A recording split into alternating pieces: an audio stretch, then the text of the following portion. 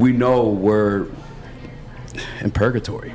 We need to fill this roster up. There's so many holes. I mean, we had a discussion yesterday, and we were like, what position is like the biggest one for need? You're looking at that defense, despite injuries, even with everybody healthy. Again, our best player is he's still good. I don't want to disrespect Tracy Walker. He's not a Pro Bowler or All-Pro by any means. Maybe he can be if he stayed healthy. And this AG defense, we haven't got to see it yet with a complete team around him. But nonetheless, there's so many holes at so many levels on this defense, and we know we have to fill it up. Pause again. Why not get some extra draft capital? I actually had this scenario in the offseason. Would you trade Jared Goff, knowing that he's right now maybe a hot commodity, being looked at such because he's killing it this season, number one offense, top 3 offense now after that shutout. We're going to talk about that. Nonetheless, though, leading a lot of passing categories. I mean, he's having a hell of a season. Not to mention, it's the second time he's had a hell of a season at the helm, at the quarterback position.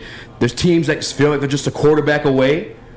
Would you trade Jared Goff to fill this roster? What do you think we'll get for Jared Goff? Do you think he really is a hot commodity? Because you got to remember, just 2 years ago, they had to give up a first-round draft pick to ship him, to get Jared Goff's contract off the books. Yeah. They'd had to throw in an extra first-round draft pick. So I'm glad you asked that because it's a little bit of a different scenario in this situation. We would be paying Jared Goff $40 million worth of dead cap this year. But we're already paying Jared Goff $40 million this year regardless. If you know, and this goes beyond Dan Campbell. If Dan Campbell or not, we need to get some guys on this roster. If you trust in Brad Holmes like you say you do, and some of you guys that love Jared Goff as much as you do, if you think he's out cold like you say you do, then we should be able to get Brad Holmes some pieces to work with in terms of draft capital. And maybe even just some guys. I mean, we were talking about Derek Brown, yesterday. I mean, that's the name that caught my attention. Brian Burns on that list too. But yeah, you're paying that $40 million either way.